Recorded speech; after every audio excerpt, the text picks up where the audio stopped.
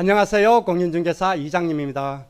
전월세 상한제, 계약갱신 청구권, 전월세 신고제, 주택임대차 3법입니다. 드디어 국회 상임위, 본회의 그리고 국무회의를 거치면서 7월 31일자 본격 시행에 들어갔습니다.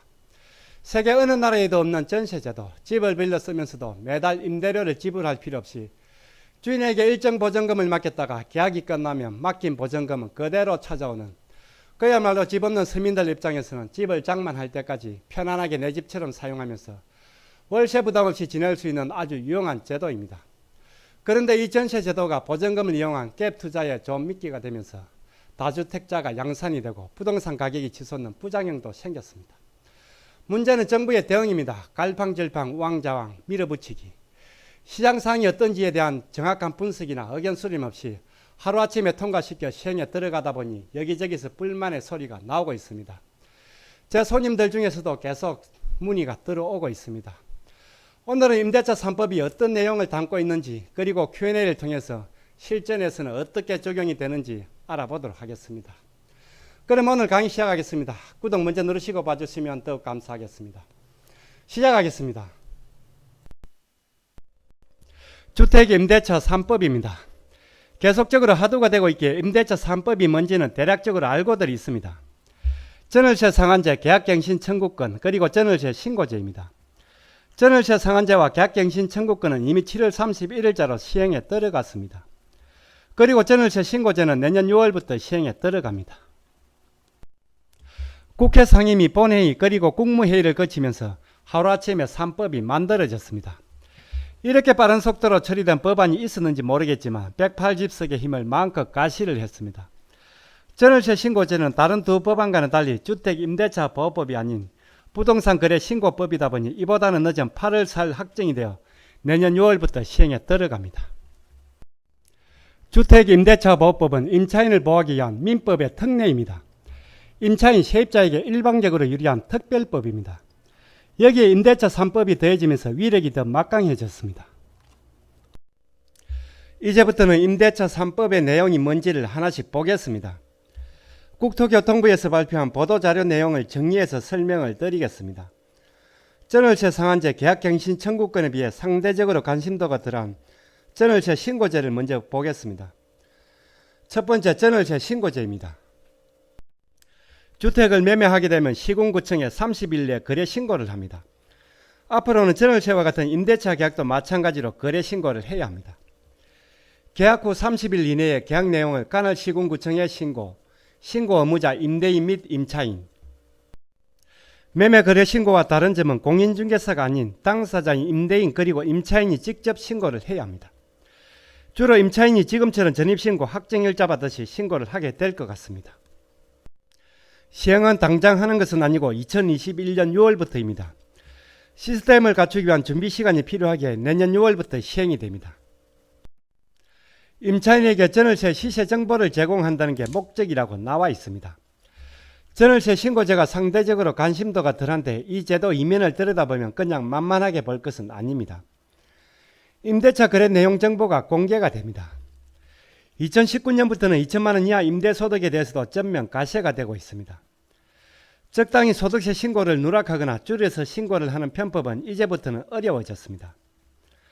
우리 부동산에서도 전월세 계약에 대해서는 적당히 스스로 깎아주면서 현금 영수증 발행을 누락하기도 했습니다. 이제부터는 전월세 신고제가 시작되면서 집주인이든 우리 부동산이든 빠져나갈 구멍은 없어질 것 같습니다. 전월세 신고제가 국세청 세수 확보에 상당한 역할을 할 것으로 보입니다. 두 번째, 계약갱신 청구권입니다. 세입자가 집주인에게 계약이 끝났음에도 불구하고 더 살겠다고 재계약을 요구할 수 있는 권리입니다. 임차인이 희망하는 경우 1회에 한해서 계약갱신을 청구할 수 있는 권리입니다. 임차인이 계약갱신을 요구했는데 임대인이 정당한 사유 없이 계약갱신을 거절했을 경우는 손해배상을 해야 합니다. 임대인이 실거주를 이유로 갱신을 거절했으면서도 임차인이 요구한 갱신기간 동안 정당한 사유 없이 제3자에게 목적주택을 임대한 경우 임대인은 갱신 거절로 인하여 임차인이 입은 손해를 배상토록 함. 국토부 보도자료 내용을 그대로 옮기다 보니 말이 좀 어렵습니다. 이따가 설명드리겠지만 임대인, 집주인이 계약갱신을 거절할 수 있는 대표적인 사유가 직접 거주입니다. 임대인이 직접 들어와서 산다는 이유로 계약을 거절했다가 실제 다른 제3자에게 임차를 했다면 임차인이 입은 손해에 대해서 배상을 해야 한다는 그런 내용입니다. 법 시행 이후에 계약기간이 만료되는 경우, 예를 들어 계약 만기가 2020년 10월인데 임차인과 합의를 통해 이미 계약을 갱신한 경우에도 계약갱신 청구 행사가 가능합니다. 7월 31일 법이 시행되기 전에 이미 재계약하기로 하고 그리고 계약까지 했어도 임차인은 계약갱신 청구권 행사가 가능합니다. 임차인이 갱신 청구권 행사를 한다면 5% 초과된 금액은 돌려받고 다시 계약서를 작성하면 됩니다. 만약에 임차인이 이미 계약한 건이라 행사를 하지 않는다면 다음 재계약 시 갱신 청구권 행사를 하면 됩니다. 임차인은 언제든지 써먹을 수 있는 계약갱신 청구권 카드를 한 장을 가지고 있습니다. 이번에 아꼈다가 다음에 써먹을 수도 있습니다. 다음은 세 번째, 전월세 상한제입니다. 기존 계약 갱신 시 5% 정액 상한입니다. 기존 계약을 갱신할 때 적용을 받습니다. 새로운 신규 세입자와 계약하는 경우는 적용을 받지 않습니다. 현 세입자와 재계약 시 적용을 받습니다. 그리고 연 5%가 아닙니다. 한 번 계약에 5%입니다. 임대료 정액 상한을 5%로 하되 지자체가 지역 임대차 시장 여건 등을 고려하여 조례로 달리 정할 수 있도록 함. 전월세 상한제는 기존 세입자와 재계약을 할 경우에 적용을 받습니다. 즉 신규 세입자와 계약할 경우는 5% 상한 적용을 받지 않습니다. 이때는 시세대로 받든 아니면 전세를 월세로 전환을 하든 상관은 없습니다. 그리고 지자체 조례로 5% 범위 내에서 정할 수가 있습니다. 수도권 같은 경우는 5% 범위 이하로 정해질 가능성도 있습니다. 이번에는 계약갱신 청구권과 전월세 상한제를 한 번에 정리를 해서 설명을 드리겠습니다. 임차인은 계약 만료 6개월 전부터 1개월 전까지 임대인에게 계약갱신을 요구하면 됩니다. 계약갱신 청구권을 행사하면 임대료 5% 상한, 그리고 임대차 계약기간이 2년이 보장이 됩니다. 임차인의 갱신 요구권은 기존 임차인에게만 부여가 됩니다. 그리고 1회에 한해서 갱신 청구권 행사가 가능합니다. 즉 기존 임차인은 임대인에게 쓸 수 있는 계약갱신 청구권 카드가 한 장이 있다고 보면 됩니다. 그러나 신규 임차인과의 계약에 대해서는 적용을 받지 않습니다. 기존 계약의 연수에 상관없이 계약기간이 1개월 이상 남아있으면 갱신권 부여함. 지금까지 계약을 연장해 오면서 4년을 살았든 아니면 6년을 살았든 상관없이 계약기간이 한 달 이상 남아있다면 계약갱신 요구를 할 수가 있습니다. 계약갱신 청구권 행사를 할 경우 임대인은 전세를 월세로, 반대로 월세를 전세로 전환할 수는 없습니다. 다만 임차인이 동의할 경우에 한해서는 가능합니다. 계약갱신 청구권 행사 시 임차인은 언제든지 계약 해지가 가능하며 3개월 후 효력 발생. 계약갱신 청구권 행사를 하게 되면 묵시적 갱신과 동일한 효력이 생깁니다. 임차인은 언제든지 계약 해지가 가능합니다. 그리고 계약 해지 통보를 받은 임대인은 3개월이 지나면 보증금을 돌려줄 의무가 생깁니다. 임대인이 직접 거주를 하려는 경우 갱신을 거절할 수 있음. 직접 거주가 허위인 경우 임차인은 손해배상 청구가 가능. 임대인을 위한 유일한 조항입니다. 직계 좀비석 포함 임대인이 직접 들어와 살겠다고 하는 경우는 임차인은 청구권 행사를 할 수가 없습니다. 이 조항 때문에 앞으로 현장에서는 많은 일들이 생길 것 같습니다. 임대료 인상도 있지만 매도를 해야 하는 경우입니다. 보통은 만기 때 입주물로 파는 게 팔기도 쉽고 가격도 제대로 받을 수가 있습니다. 만기에 맞춰 팔아야 하는 사정이 있는데 세입자가 갱신 요구를 하면 난감해질 수밖에 없습니다. 집주인이 직접 입주를 하는 경우는 갱신 거절을 할 수가 있습니다. 그러나 매매는 갱신 거절 사유에 없습니다. 어쩔 수 없이 편법이 동원되는 일이 생길 수밖에 없습니다. 향후 이에 대한 보완책이 없으면 이로 인한 혼란이 상당하리라 봅니다. 특히 시행 초기에는 이런저런 분쟁이 많이 생길 수밖에 없습니다. 분쟁조정위원회를 확대 실시하겠다고 합니다. 실효성이 얼마 있을지는 두고 봐야겠습니다. 집주인 그리고 세입자 모두 머리 아픈 일이 많이 생길 수밖에 없습니다. 우리 부동산도 마찬가지입니다. 계약 만기 6개월 전부터 1개월 전까지 임차인은 계약갱신 요구를 할 수가 있고, 갱신 청구권 행사를 하게 되면 임대료 5% 상한 그리고 2년이 보장이 됩니다. 2020년 여름날 첫 발을 내디는 주택임대차 3법입니다. 이제부터는 보도자료에 나와 있는 임대차 3법 관련 Q&A를 한번 보겠습니다. 내용도 많고 상당히 까다롭습니다. 진행을 좀 빠르게 하도록 하겠습니다. 한 번에 이해가 쉽지가 않은데 헷갈리는 부분은 반복해서 돌려보시기 바랍니다. 첫 번째, 임차인의 갱신 요구권의 행사입니다.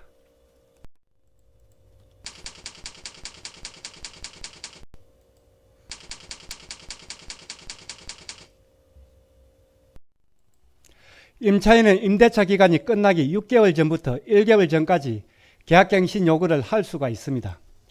그리고 2020년 12월 10일부터는 6개월 전부터 2개월 전까지입니다.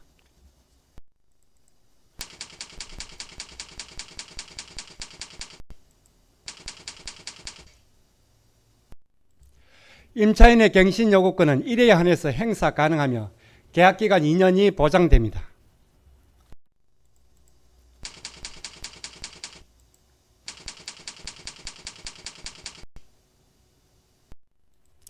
묵시적 갱신이 된 경우는 갱신 요구권을 행사한 것으로 보질 않습니다.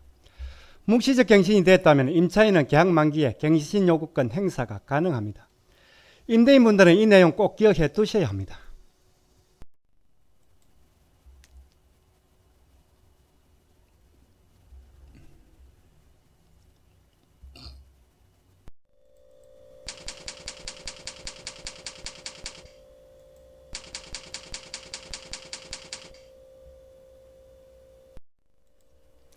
법 시행 후 잔존기간만 있으면 갱신 요구가 가능합니다.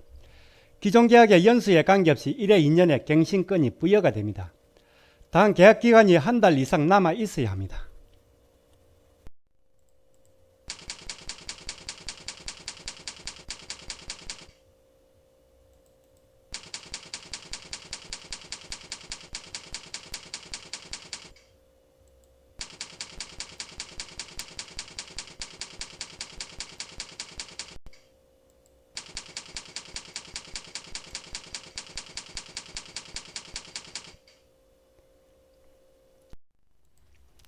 임대인이 법 시행 전에 제3자와 새로운 임대차 계약을 했다면 갱신 요구권 행사는 불가합니다. 즉 법 시행 전인 7월 중순에 이미 새로운 세입자와 계약을 해버렸다면 만기가 한 달 이상 남아 있더라도 갱신 요구가 불가합니다.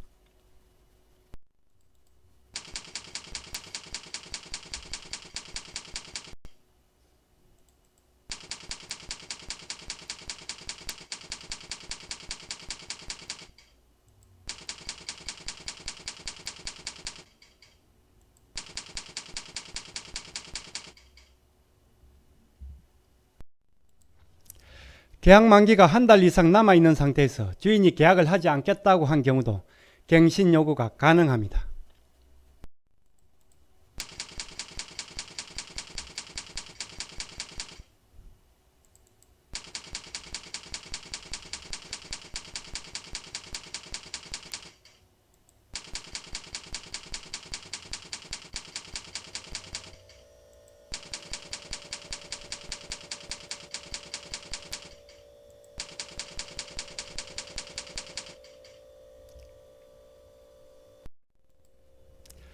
계약 만기 한 달 이전에 임대인과 임차인이 합의를 통해서 계약을 갱신한 경우도 임차인은 계약 갱신 요구가 가능합니다.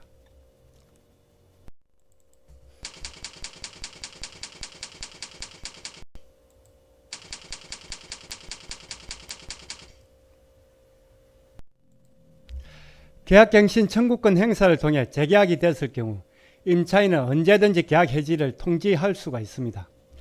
임대인은 통지받은 날부터 3개월이 지나면 효력이 발생하고 보증금을 돌려줄 의무가 생깁니다. 이는 묵시적 갱신과 동일합니다. 두 번째, 갱신의 거절입니다. 임차인의 갱신 요구에 대한 임대인의 갱신 거절입니다.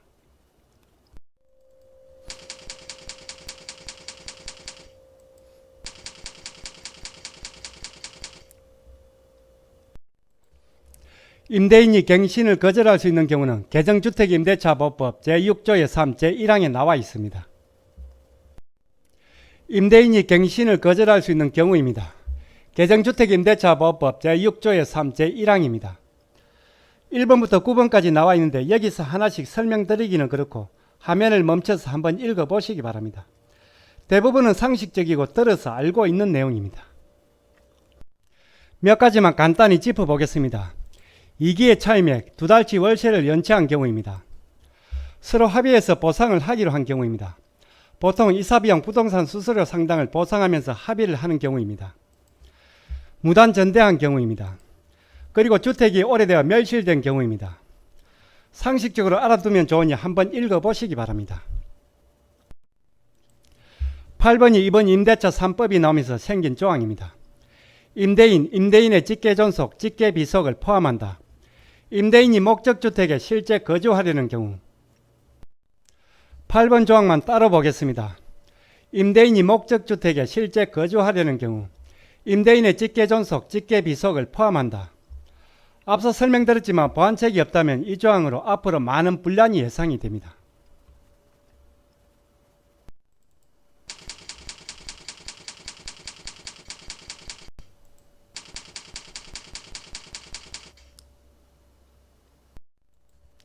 임대인이 직접 거주를 하려면 계약 만기 6개월 전부터 1개월 전까지 기간에 세입자에게 통보를 하면 됩니다.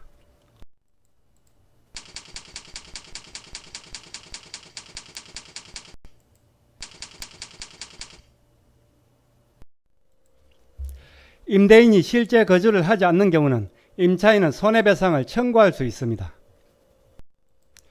그러나 실제 세입자가 입점까지 해야 하기에 쉽지가 않습니다. 다음은 세 번째 5% 임대료 상한입니다.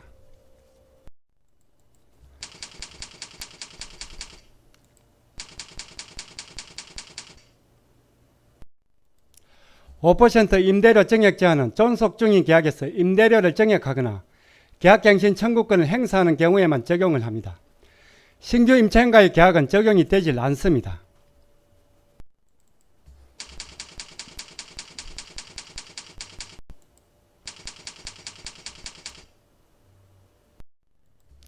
(5% 정액은 상한선입니다. 5% 범위 내에서 임대인과 임차인이 협의를 통해서 정할 수도 있습니다.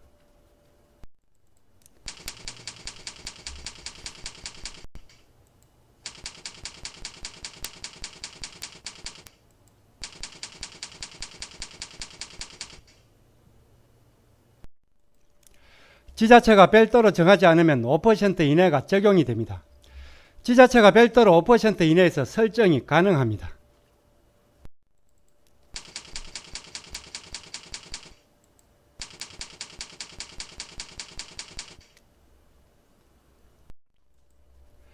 전세를 월세로 전환하는 계약은 임차인 동의 없이는 불가합니다.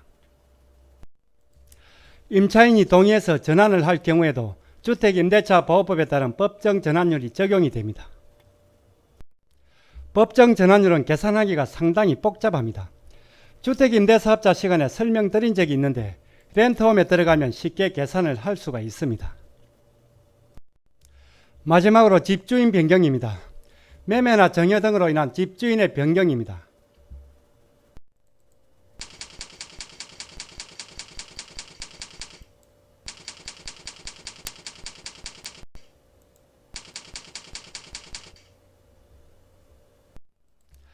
임차인이 있어도 전세나 월세를 그대로 승계를 해서 매매는 가능합니다.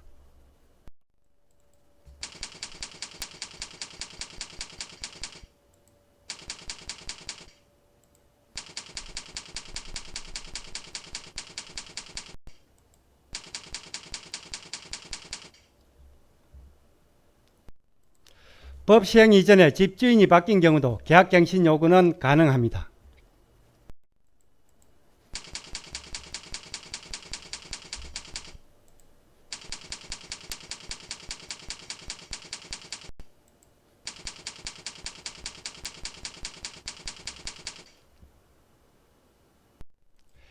개정법이 시행되기 이전에 집주인이 바뀐 경우는 임차인의 계약갱신 요구를 거절할 수가 있습니다.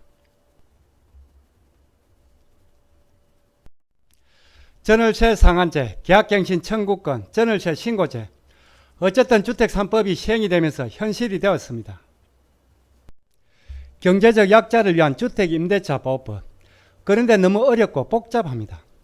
분명 시행 중에 문제점이 나오면서 보완책이 나오고 수정도 되겠지만 법안이라는 게 모두가 신뢰하면서 지킬 수 있도록 되어야 하는데 요즘은 나오는 법안보다 너무 어렵고 복잡합니다.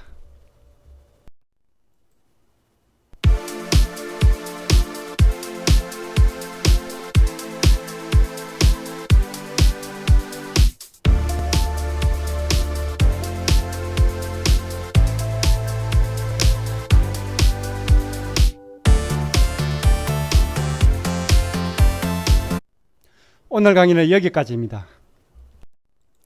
다음 시간에 더 유익한 내용으로 찾아뵙겠습니다. 끝까지 보신 분은 구독 그리고 좋아요 부탁드립니다. 감사합니다.